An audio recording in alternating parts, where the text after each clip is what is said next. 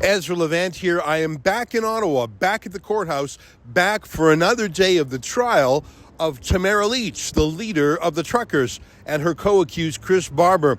I think this is like day 43 or something.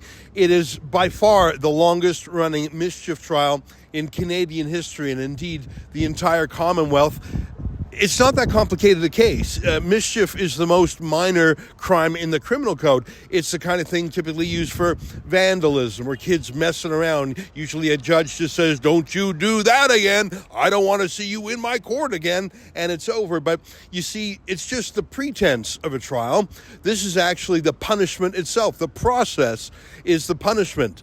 The government is so determined to destroy the reputation of the leader of the truckers that they've thrown the book at her. This is literally the second team of prosecutors they've deployed against her. The first team was led by Moise Karimji, an out-of-control, vendetta-driven Liberal Party donor. That is bad to have as a prosecutor, bad for justice, and it turned out bad for the government itself. They replaced the prosecutor on the eve of trial because he was just so damn irritating. Even the judge was sick of him. So you have the B team in there now, and when I say the B team, part of me is sympathetic because they were handed this case that just makes no sense. You don't prosecute a mischief trial with millions of dollars of resources. Last time I was here last week, I asked Lawrence Greenspan, the leader of the three defense lawyers for Tamara Lich, I asked him to estimate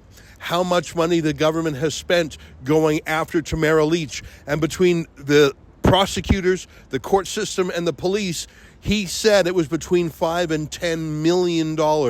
So obviously the decision is being made at a higher level. No prosecutor would say, yeah, I'm going to put aside assault cases, robberies, rapes, and focus on a mischief case from 2.5 years ago.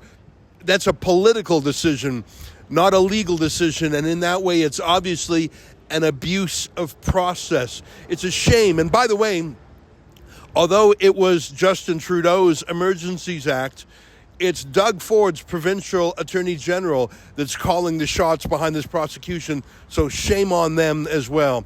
Anyhow, here's what I'm going to be doing. I'm going to be live tweeting from the courtroom today. I've done this before. Other colleagues at Rebel News have done this the whole time. We also have the Democracy Fund has a lawyer here live tweeting. His name is Mark Joseph, senior counsel.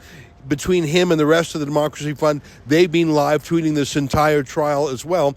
One of the reasons for that is the Democracy Fund, a registered civil liberties charity, is crowdfunding the legal defense. I told you that the government is spending between $5 and $10 million going after Tamara Lich. It won't surprise you to learn that to defend against that much resources, manpower, police, informants, etc., you need a good legal team. And Lawrence Greenspan and his two deputies are excellent lawyers, not cheap though.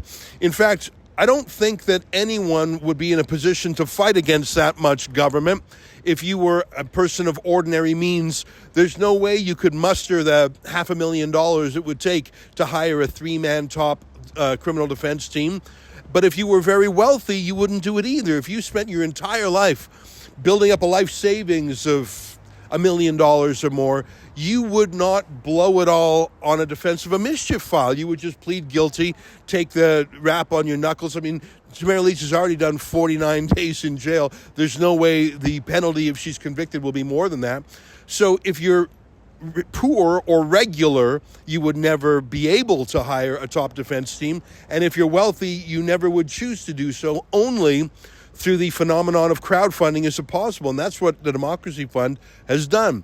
We have asked thousands of people who watch Rebel News to chip in $10, $100, whatever, and go to helptamara.com. That's actually a donation to the Democracy Fund, so you get a charitable tax receipt.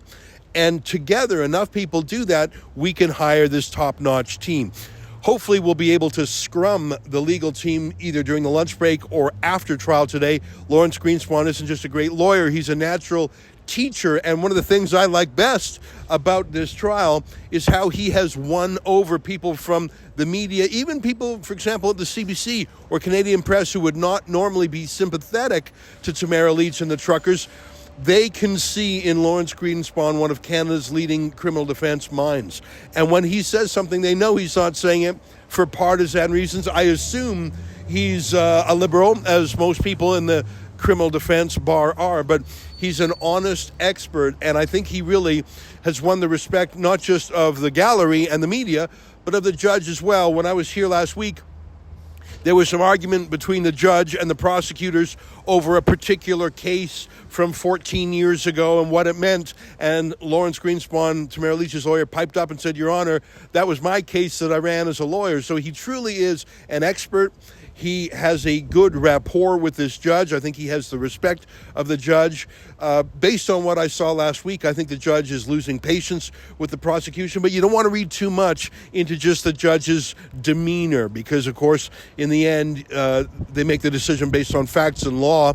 This judge, Perkins McVeigh is her name, is 15 years at the bench. So she's a seasoned judge. She's not a neophyte, and neither is she so old that maybe she's having Joe Biden moments. I think she's at the top of her profession. I'm hopeful, as I've mentioned to you before, this is the same judge that presided over the trial of Vice Admiral Mark Norman, which was abandoned when the prosecution revealed it had engaged in prosecutorial misconduct, not handing over key files to the defense. So this judge, of all the judges in Ottawa, knows that prosecutions and governments can lie, can abuse the system, and that is so useful to have in the trial of Tamara Lich. Anyways, enough from me. I'm going to go into the court. I'm actually going to wait for Tamara Lich to arrive and her lawyers. They typically come in, about 20 minutes before the trial begins.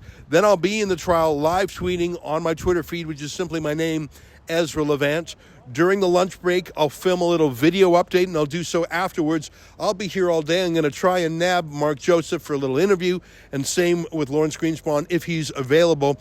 I would like you to help Tamara Lich, though, because it is atrocious that she has been put through this extraordinarily long prosecution, and you can help her at helptamara.com. Thanks.